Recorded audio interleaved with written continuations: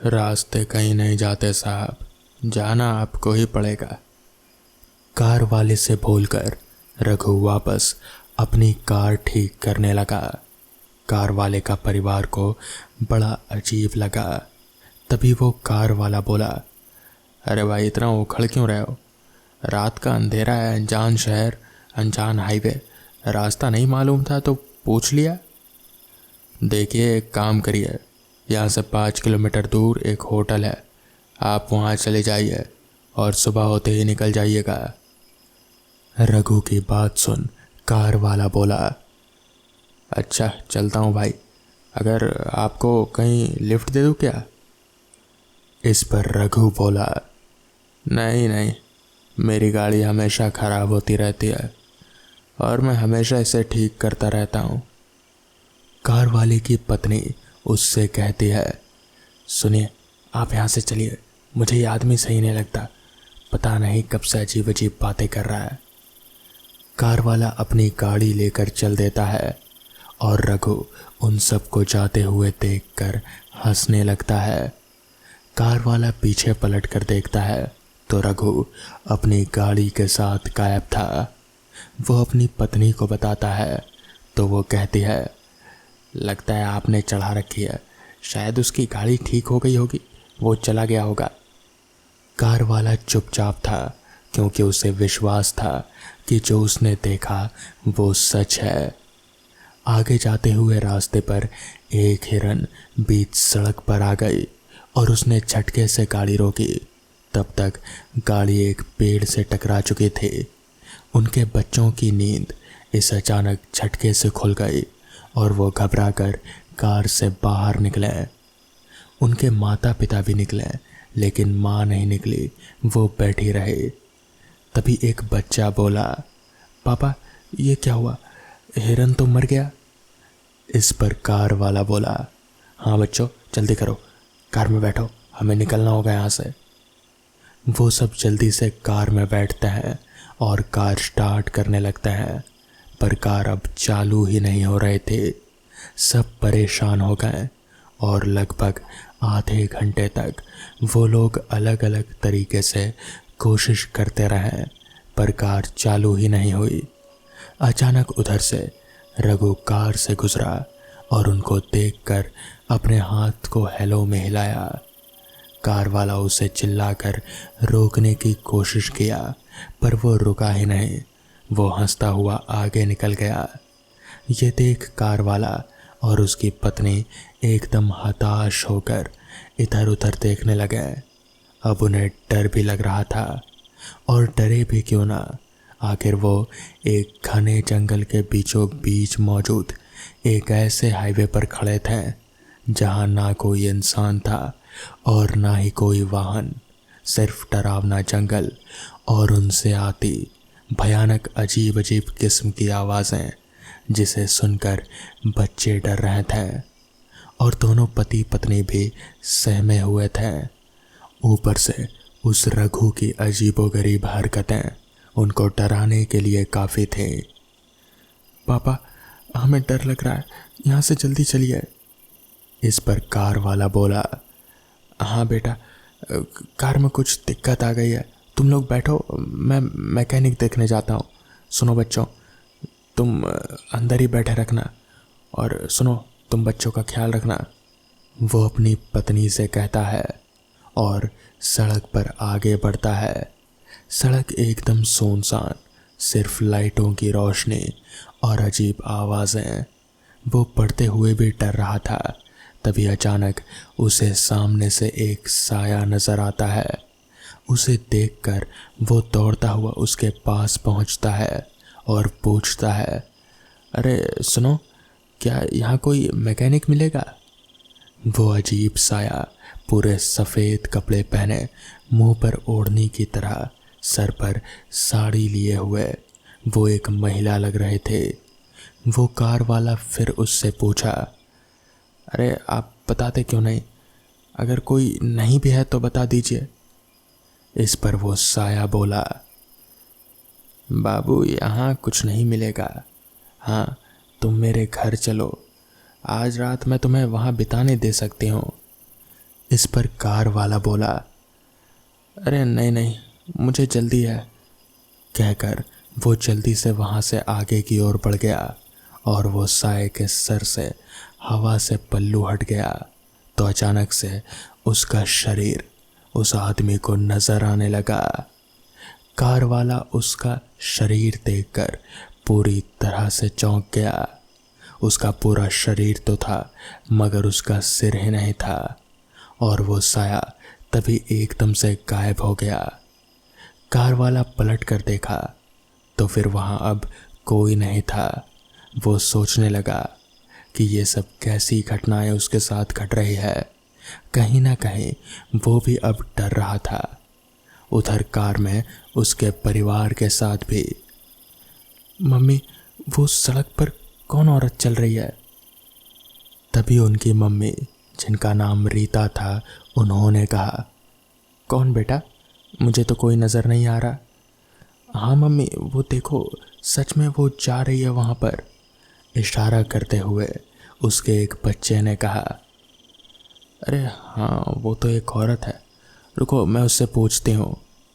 वो कार से उतरकर उसे आवाज़ लगाती है और रोकते हुए कहती है, अरे सुनो, कहाँ जा रही हो? उधर घना जंगल है, उधर मत जाओ। और वो औरत उसकी आवाज़ को अनसुना करके आगे बढ़ने लगती है। रीता सड़क पार करके उस बेहद काली रात को उस घने काले जंगल में उस औरत को रोकने के लिए जाती है। अरे तुम्हें सुनाई नहीं पड़ता? कब से कह रही हूँ रुक जाओ रुक जाओ, पर तुम रुकती क्यों नहीं? कहते हुए वो तकरीबन 50-60 मीटर आगे जंगल में बढ़ चुकी थी। तभी अचानक वहाँ वो देखती है कि वो साया एकदम से गायब हो चुका था। वो इधर उधर घबरा कर देखने लगती है और सोचने लगती है कि वो अचानक से कहाँ चली गई। तभी अचानक से उसे महसूस होता है कि कोई उसके पीछे खड़ा है और वो धीरे धीरे डरते डरते पीछे देखती है और वो चीज़ एकदम से गायब हो जाती है। तभी उसे आगे की ओर एक झटका लगता है। ऐसा महसूस हुआ जैसे कोई गुजरा। वो तुरंत आगे घूमती है तो वहाँ पर भी कुछ नहीं था। तभी सियारों के रोने की आवाज़ आती है। रीता डर के मारे बुरी तरह से कांप रही थी और उसे तभी अपने बच्चों का ख्याल आता है कि वो अपने बच्चों को कार में अकेले छोड़ आई। वो भागकर कार के पास पहुंचती है तो ये देखकर वो हैरान थी कि उसके दोनों बच्चे वहाँ से गायब हो चुके थे। वो तुरंत चिल्ला चिल्ला कर उनको आवाज़ देने लगती है और रोने लगती है। उस सुनसान हाईवे और घने जंगल में उसकी आवाज़ पूरी तरह से गूंज रही थी। चट्टानों से लेकर सोए पक्षी पक्षुओं की आवाज़ उसकी चीख सुनकर जाग गए। रीता चिल्लाते चिल्लाते कार के पीछे वाले जंगल में पहुंच जाती है और जैसे ही वो आगे बढ़ती है तो कुछ ही दूरी पर वो साया फिर नज़र आता है। रीता उसे फिर से आवाज़ देती है पर वो साया बिना कुछ सुने और बोले बस आगे बढ़ती जा रहे थे। रीता उसके पीछे जाने लगती है। तभी किसी तरफ से उसके एक बच्चे की आवाज़ आती है। रीता घबरा कर चिल्लाई और ज़ोर ज़ोर से रोने लगी। वो महिला उस साए को छोड़कर अपने बच्चों को रोने की दिशा में भागती है और कुछ ही दूरी पर जाने पर उसकी आंखें फटी की फटी रह जाती हैं। उसका एक बेटा वहाँ पर मरा पड़ा हुआ था जिसका सीना चीरकर दिल निकालकर किसी ने आधा खाकर वहीं लाश फेंक दिया था। वो दृश्य देखकर वो तो जैसे पागल सी हो गई और दहाड़े मार कर रोने लगी। वो दृश्य देखकर कोई भी हताश हो जाता।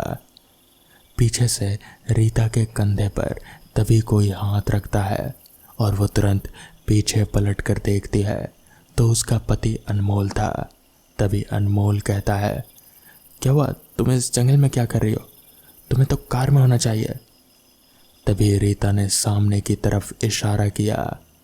अनमोल ने देखा तो वो अपना सिर पकड़कर वहीं बैठकर रोने लगा। कहीं दूर से फिर उसके दूसरे बेटे की चीख सुनाई दी और वो सुनकर अनमोल जल्दी से वहां से अपनी पत्नी को लेकर उस आवाज़ की दिशा में बढ़ने लगा। कुछ दूर जाने पर उसे उसके कपड़े नजर आए। वो देखकर दोनों घबरा गए और वहीं पर बैठकर रोने लगे। तभी ऊपर पेड़ से एक लाश पेड़ की लताओं में लिपटे हुए नीचे गिरी और वो उसे देखकर चिल्ला उठे और जल्दी से लताओं को खोल कर देखे तो वही उसका दूसरा बेटा था। वो भी मारा जा चुका था और उसकी हालत भी बिल्कुल पहले वाले बेटे की तरह हो गई थी। दोनों पति पत्नी एकदम डरकर और घबराकर बेतहाशा भागने लगे। तभी पत्नी का पैर एक पत्थर से टकराया और वो गिर पड़ी। तभी उसके गले में एक फंदा आकर फंसा और वो ऊपर हवा में उठने लगी। अनमोल चिल्लाया मगर कोई फायदा नहीं हुआ। आसपास कोई नजर नहीं आ रहा था। तब तक उसकी पत्नी भी दम तोड़ चुके थे और फंदा ढीला होकर नीचे गिर गया। उसका पति उसकी सांसें देखता है मगर वो तब तक मारी जा चुकी थी। तभी उसे उसके पीछे किसी के होने की आहट होती है। अनमोल घबराया हुआ पागलों की तरह भागने लगता है। वो भागते हुए अपने कार के पास पहुंचता है तो वो साया उसके पीछे वहां कार तक आ जाता है। उसे देखकर वो फिर सड़क की ओर भागता है और जैसे ही सड़क के बीचों बीच पहुंचता है उसे एक बहुत ही बड़ी सी गाड़ी उड़ाते हुए आगे चली जाती है। वो गाड़ी किसी और की नहीं बल्कि रघु की ही थी जो इनसे शुरुआत में मिला था। तभी रघु के चेहरे पर एक रहस्यमय मुस्कान उभरती है और रघु अपने आप से ही कहता है पता नहीं कहाँ कहाँ से आ जाते हैं यहाँ पर मरने के लिए। और फिर कुछ ही दूर आगे जाकर रघु समेत वो गाड़ी हवा में जैसे गायब सी हो गई, जैसे पहले वहाँ वो थी ही नहीं। तो दोस्तों ये थी आज की पहली कहानी। तो चलिए बढ़ते हैं आज की दूसरी कहानी की ओर। आवाज़ श्यामलाल के ठीक सामने से ही आ रहे थे। श्यामलाल टॉर्च से रोशनी करके देखता है कि कौन व्यक्ति इतनी रात गए इतनी सर्दी में रात में बाहर घूम रहा है। अरे भाई कौन है वहाँ पर और इतनी रात को बाहर कौन घूम रहा है? श्यामलाल टॉर्च से उस आदमी की तरफ रोशनी करता है। उस आदमी ने काला कोट, सर पर हैट और हाथ में ब्रीफ केस ले रखा था। देखने में कोई मुसाफिर लगता था। उम्र 40 से ज़्यादा नहीं होगी। वो श्यामलाल को देखकर उसकी तरफ तेजी से आता है। अरे भैया मैं अल्बर्ट यहाँ सेक्टर 7 में रहता हूँ। बाहर से आया था, रात की ट्रेन थी, अभी घर पहुँचा ही था कि देखा कि चाबी जेब में है ही नहीं। मुझे अच्छी तरह याद है ट्रेन से उतरने से पहले मैंने चाबी को अच्छे से चेक किया था और टैक्सी में बैठते समय भी चाबी मेरे पास ही थी। पता नहीं कहाँ चली गई, बस उसी को खोज रहा हूँ और फिर यहाँ पहुँचा। यहाँ कौन सा सेक्टर है भाई साहब? वो आदमी हाँफते हुए श्यामलाल को अपनी समस्या बताता है। अरे भाई आराम से, पहले अच्छे से सांस ले लो, इतनी जल्दी भी क्या है? क्या बताया तुमने? कहाँ रहते हो तुम, कौन से सेक्टर में? श्यामलाल ने पूछा। जी मैं सेक्टर 7 में रहता हूँ। आप यहाँ पर चौकीदार है? मैंने आपको आज पहली बार देखा है। क्या? सेक्टर 7? ये क्या कह रहे हो? मैं यहाँ 1 हफ्ते से चौकीदारी कर रहा हूँ। मुझे तो बताया गया था कि यहाँ पर सिर्फ 6 ही सेक्टर हैं और जहाँ तुम खड़े हो वो 6ठा सेक्टर है। यहाँ 7वां सेक्टर कहाँ से आ गया? अरे भैया इस कॉलोनी में 7 सेक्टर है, क्या आपको नहीं पता? और क्या ये 6 सेक्टर है? काफ़ी बदला बदला सा लग रहा है। हो सकता है अंधेरे की वजह से पहचान में नहीं आ रहा हो। खैर अभी मुझे मदद की ज़रूरत थी और आप इस वक्त मेरी मदद कर सकते हैं मेरे घर की चाबी ढूंढने में। मुझे शक है कि चाबी इसी कॉलोनी के आसपास ही गुमी है। अच्छा चलो ढूंढते हैं तुम्हारे घर की चाबी। रात में एक अनजान मुसाफिर की मदद करना तो मेरा फ़र्ज़ है। पहले ये बताओ कि तुम रेलवे स्टेशन से यहाँ तक पैदल ही आए हो या फिर टैक्सी में आए थे? श्यामलाल ने अल्बर्ट से पूछा। भैया मैं रेलवे स्टेशन से टैक्सी करके चौराहे तक पहुँचा। टैक्सी वाले ने चौराहे तक ही छोड़ा क्योंकि कॉलोनी के अंदर जाने तक वो काफ़ी ज़्यादा किराया मांग रहा था। तो मैंने चौराहे तक टैक्सी की और उसके बाद मैं पास ही के चर्च पर गया वहाँ प्रार्थना करने। ओह हाँ, हो सकता है कि चर्च पर चाबी रह गई हो, अल्बर्ट ने उत्साहपूर्वक कहा। तो फिर बात ख़त्म हो गई ना। चलो चर्च चलते हैं। वैसे भी इस कॉलोनी में आसपास कोई चर्च है नहीं। तुम कौन से चर्च की बात कर रहे हो? खैर इस समय तुम्हारी मदद करना मेरा फ़र्ज़ है। चलो चलकर ढूंढते हैं तुम्हारी चाबी। फिर वो आदमी जिसका नाम अल्बर्ट बताता है श्यामलाल को चर्च की तरफ ले जाता है। आसपास कोई चर्च नज़र नहीं आ रहा था, मगर श्यामलाल ने जब थोड़ा और कदम आगे बढ़ाए तो फिर वो लोग एक चर्च में पहुंचते हैं।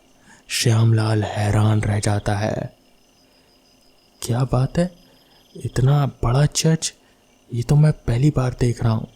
इससे पहले मैंने कभी भी इस इलाके के आसपास कोई चर्च नहीं देखा था। हालांकि मैं एक हफ्ते से इस कॉलोनी की पहरेदारी कर रहा हूँ, पर मैं पहले भी इस कॉलोनी के आसपास से गुजर चुका हूँ और इस इलाके से तो अच्छी तरह से वाकिफ़ हूँ, मगर इतना बड़ा चर्च मेरी नज़र में क्यों नहीं पड़ा? अरे भैया ये चर्च तो यहाँ कब से है। इस शहर का सबसे पुराना चर्च है, जो सिर्फ 5 साल का था मैं तभी इस चर्च का बना था। पहले ये चर्च इतना बड़ा नहीं था, लेकिन फिर इसको बाद में बड़ा बनाया गया। श्यामलाल काफ़ी आश्चर्य हो जाता है। उसे समझ नहीं आ रहा था कि आखिर ये सब हो क्या रहा है। तभी उन दोनों को वहाँ पर उनकी चाबी भी मिल गई। अल्बर्ट और श्यामलाल वापस चर्च से बाहर निकले। अल्बर्ट ने उसे बताया कि वो रूम नंबर 13 में रहता है, सेक्टर 7, रूम नंबर 13। अल्बर्ट ने श्यामलाल को उसके घर चलने को कहा। उसने कहा कि वो उसे कॉफ़ी बनाकर पिलाएगा। श्यामलाल ने बहुत मना किया, मगर अल्बर्ट माना ही नहीं। वो कह रहा था कि श्यामलाल ने उसकी मदद की है, वो इतना तो उसके लिए कर ही सकता है। श्यामलाल के बहुत मना करने के बावजूद भी जब अल्बर्ट नहीं माना तो फिर वो दोनों अल्बर्ट के कमरे की ओर चल दिए। अल्बर्ट चलते चलते अपने घर में पहुंचा। श्यामलाल ये देखकर हैरान था कि वो सेक्टर 7 में खड़ा था और वहीं पर एल्बर्ट का घर भी था। एल्बर्ट श्यामलाल को अंदर बुलाता है और फिर उन्हें कॉफ़ी बनाकर पिलाता है। कॉफ़ी पीकर श्यामलाल वहाँ से निकल पड़ते हैं और फिर अपने काम पर लग जाते हैं।